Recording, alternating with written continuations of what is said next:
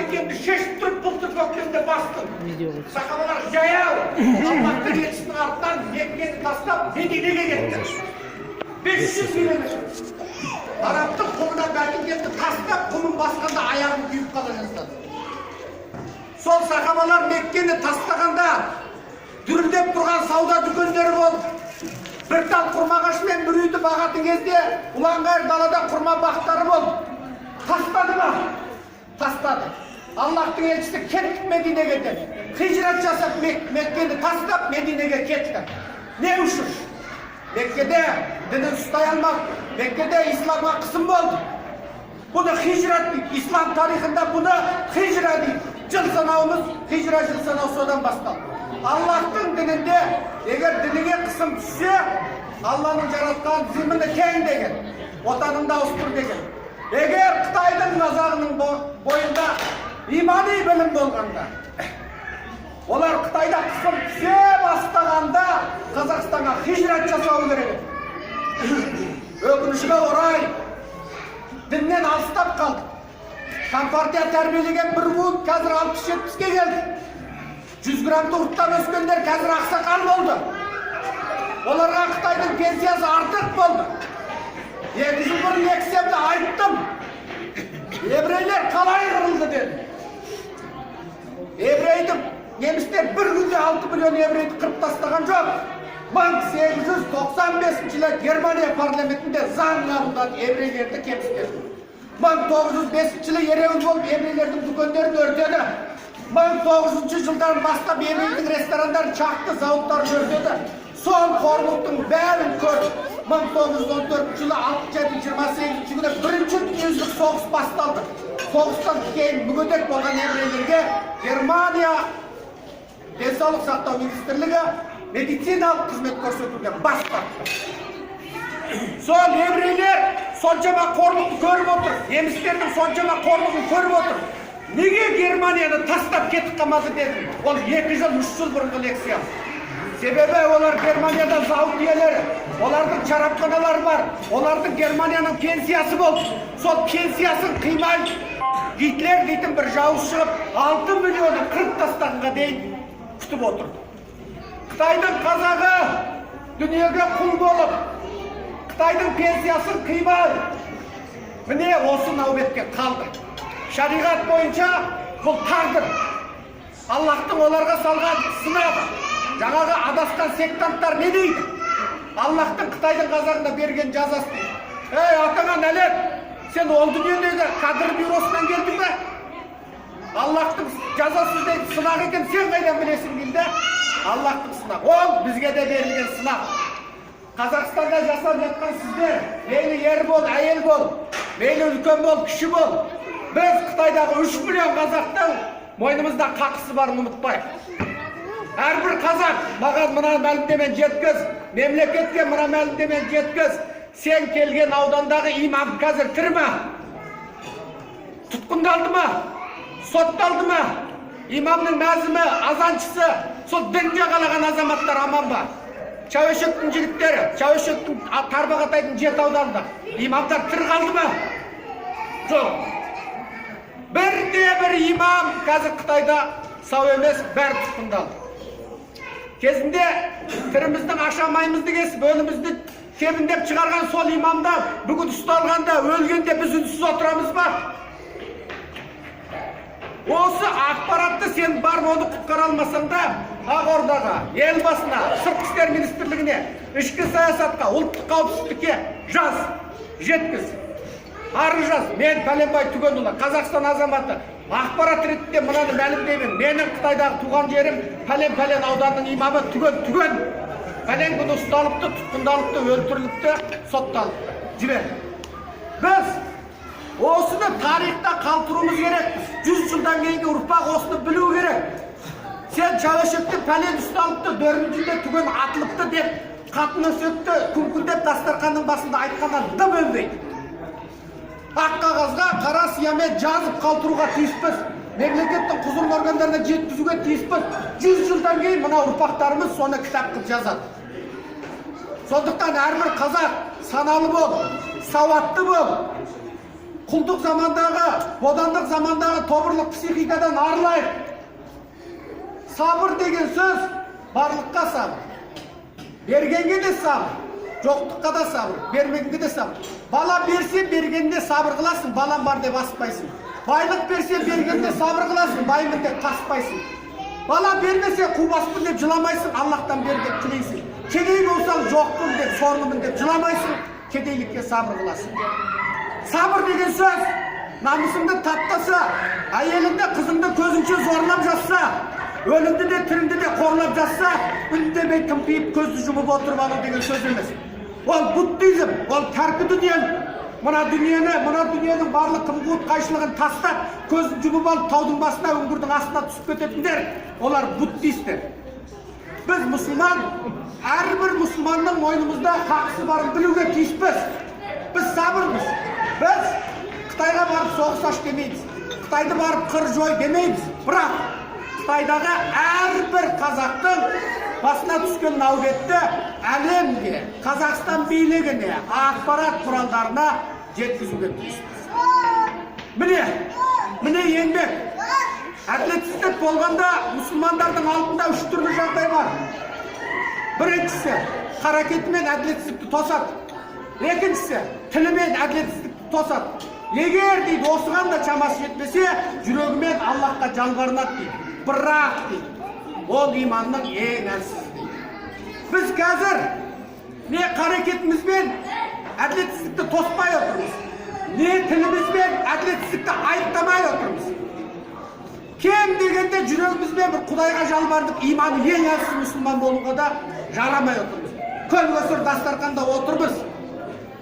Бірақ осы жерде күйеулері Қытайда сотталған, алды 2 жыл күйеуінің түрін көрмеген тірі жетімдер аш отырған кезде біз соларға қайырласа алдық па? Сол тірі жетімдерді әлеуметтік желіден көріп банк есепшоттерін жарияладық, әркімнің жеке есепшоты.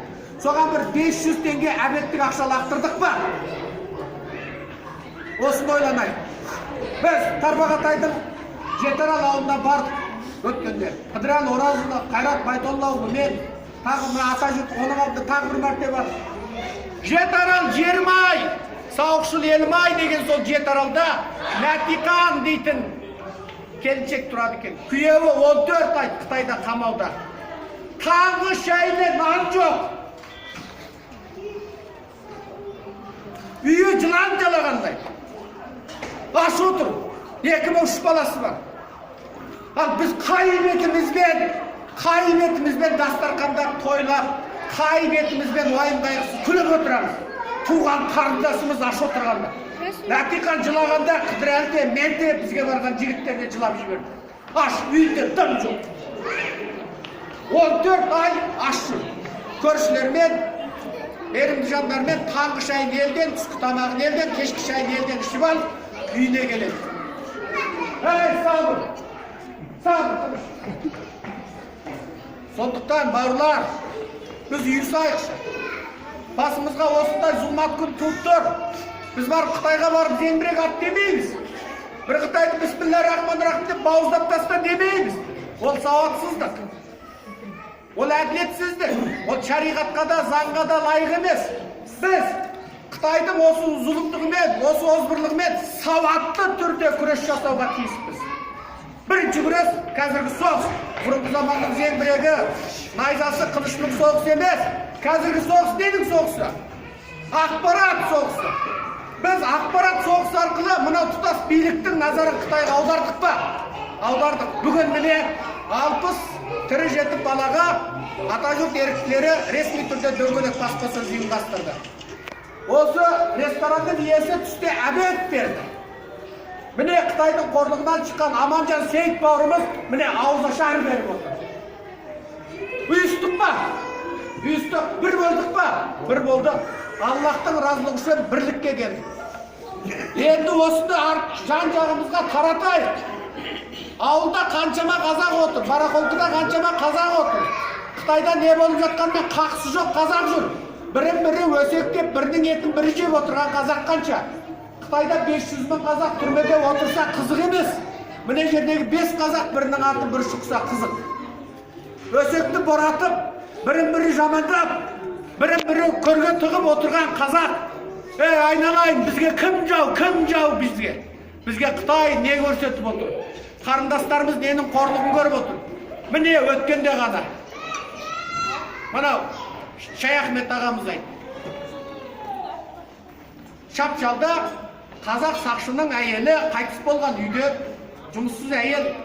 Соны бастығы қысым көрсетіп, сен үнгі көрсет деп, әйелді жаназасыз, кебінсіз, бетін әрлеп, бояп, Қытайлар қысап, табытқа салып жерлеген. Қорлық па?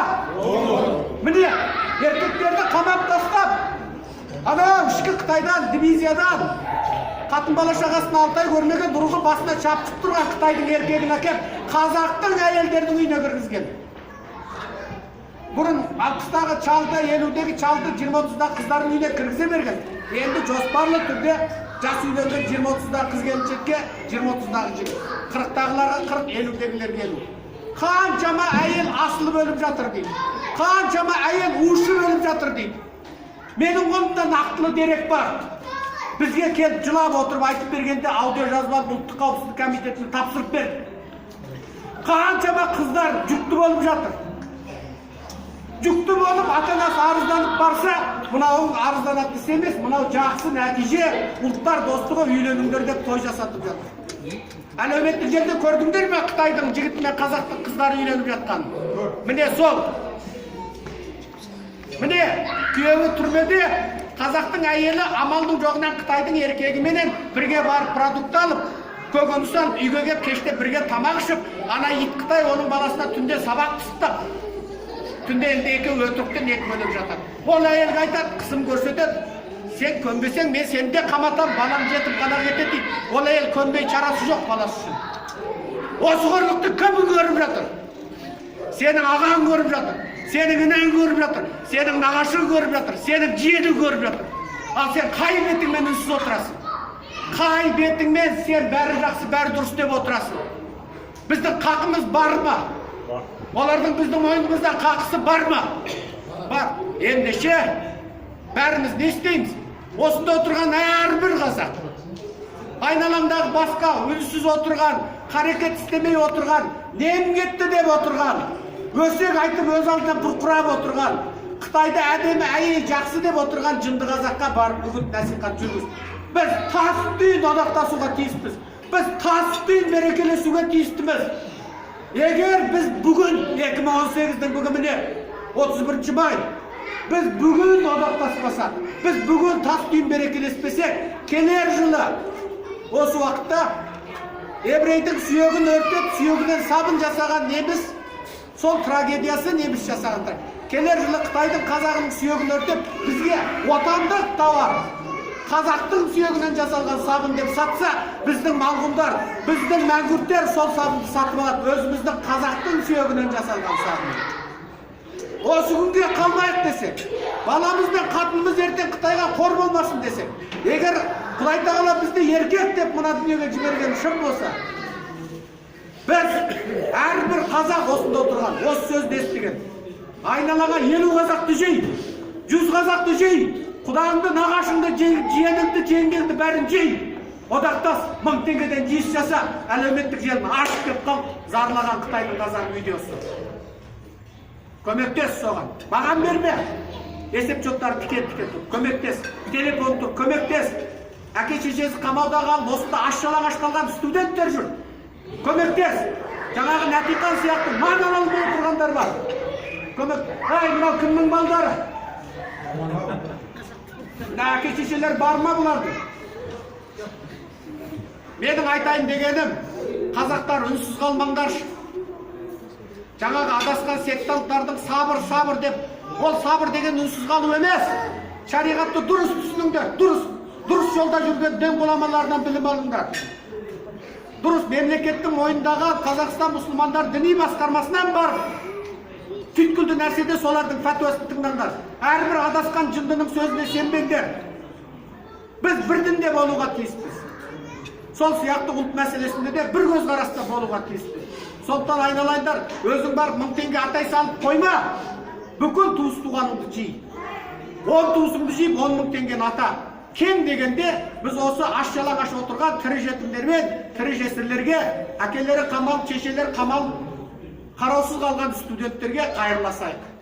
Қазақ болған үшін, мұсылман болған үшін қайырласайық. Сондықтан біз бір нәрсені айтайық. Көл көсір дастарханда отырып, сылқиып етке палауға тойып, тісімізді шұқып, қымызды ішіп, кекіріп отырған кезде бір уақыт жаңағындай аш отырған бауырларымызды, аш отырған қарындастарымызды Қытайдың түрмесінде қорлық көріп, зорлық көріп, Қытайдың дәрі қосқан сәй сорпасын жеп отырған қандастарымызды ойлайық.